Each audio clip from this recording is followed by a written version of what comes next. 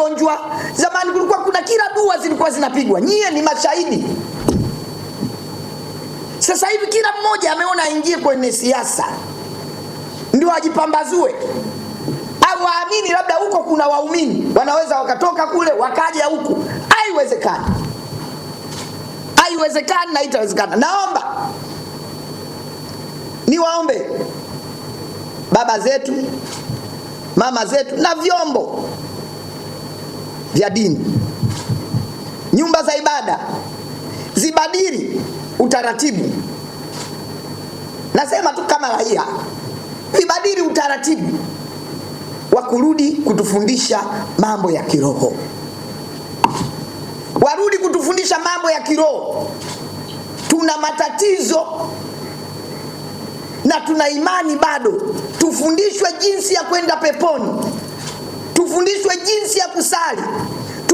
Tuviokoe vizazi ambavyo vimedumbukia kwenye jinsia moja, vimedumbukia kwenye matatizo mbalimbali. Tuviokoe vizazi masikini ambavyo vinamtegemea Mungu kumtoa kwenye umasikini kumleta kwenye milo mitatu. Hayo yote tunategemea kitu kimoja, ni nyumba za ibada ndizo zitakazo tuokoa kufika kwenye kitale hicho.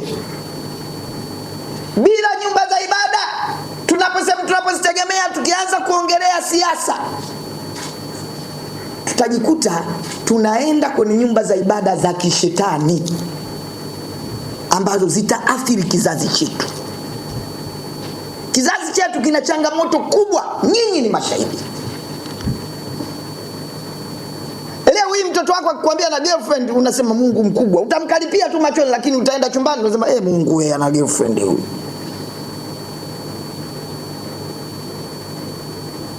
Leo hii hata mkeo akikwambia namuona mwanao ana kijana mmoja hapa ananiungavuga, unasema rohoni utakasirika, yani machoni unakasirika. Lakini unaenda pembeni unasema Mungu wewe ana boyfriend mwanangu. Rohoni unafurahi. Maana dunia imebadilika. Unaweza ukaletewa rafiki wa mtoto wako kumbe ndio mmewe. Hayo ndio mambo ambayo tunaenda kulia makanisani, kwenye nyumba za ibada. Tunaenda kulia nayo. Mungu niepushe kizazi changu kiwe kizazi cha heri kwenye taifa la Tanzania lenye amani na utulivu. Ndio tunalia nayo. Leo hii watoto wetu wakienda kwenye nyumba za ibada nao wasikilize siasa. Tunawafundisha nini watoto wetu?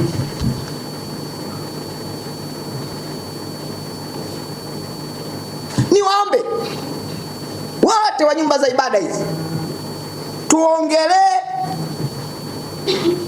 hofu ya Mungu, watujenge. Wote tuna shida kwenda peponi. Wote turudi kwenye imani. Na wanasiasa waendelee na siasa zao, lakini siasa za kujenga. Haiwezekani leo anatokea mtu mmoja anaongea maneno ya hofu ya kutugawa, ana kundi la watu nyuma wamejipanga kutugawa, alafu eti akaachiwa, tukasema tu eti ameachiwa kwa sababu ni mwanasiasa, hataki kuguswa. Akiguswa wanatoka watu kwenye nyumba za ibada wanasema aachiliwe. Hiyo nguvu mnaipata wapi? Nini maana ya serikali? Mfano mzuri ni Rwanda pale.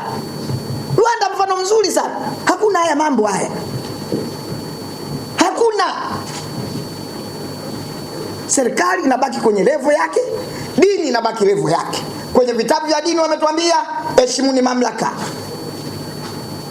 Tubaki kuheshimu mamlaka. Kazi ya nyumba za ibada ni kutujengea imani ya kujenga taifa letu, ni kutujengea imani ya kuwa na hofu ya Mwenyezi Mungu, ni kutujenga katika imani ya kuliombea taifa letu. Taifa hili bila maombi haiwezekani. Lakini moja ya sifa ya taifa hili, ndugu zangu, nawaambie ni nyingi. Moja ya sifa ya taifa hili Mungu ameliweka katika mikono yote miwili. Amelibariki. Watanzania sio wajinga hivi. Watanzania wana tabia ya kucheka kijiweni rohoni. Wanasema Mungu tunashukuru kwa kutupa amani yetu. Nadhani ifike muda tukubaliane, siasa ibaki kuwa siasa na nyumba za ibada zituelimishe kuhusu imani. Na kazi ya imani ni kuhakikisha tuna hofu ya Mungu, ili kila mmoja siku ya mwisho amuone huyu Mungu kwa njia yake. Hakuna mtu aliyekuwa juu ya serikali. Hakuna. Hakuna duniani kote, hakuna.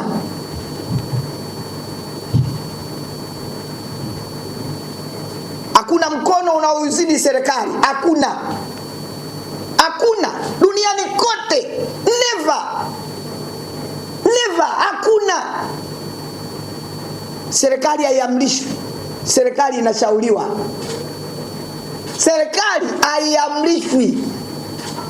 Labda mlijue, serikali inapokea ushauri kwa wananchi wake, inapokea ushauri kwa viongozi na vyombo vya dini, inapokea lakini haipokei amri, inapokea ushauri. Na ukiipata serikali ya kupokea ushauri, hiyo ndio serikali tunayoitaka, na ndio serikali ya Dr. Samia Suluhu Hassan. Inapokea ushauri. Ukianza kusema tunataka, wewe una yako. Unataka kutuharibia amani, unataka tuanze kupata hofu ya kulinyooshea au kunyoosha nyumba za ibada kwamba sio sehemu sahihi. Kwa tunamjua Mungu, tunaosali, tuliozaliwa tukaambiwa wewe dini yako itakuwa hii, wewe dini yako hii. Hatutaki kukaa kimya tunapoona hata wale wanaotuongoza na wao wanakengeuka. Wasitupeleke kwenye siasa. Tuombeane, kila Mtanzania awe mlinzi wa mwenzake katika kulinda amani yetu. Kila Mtanzania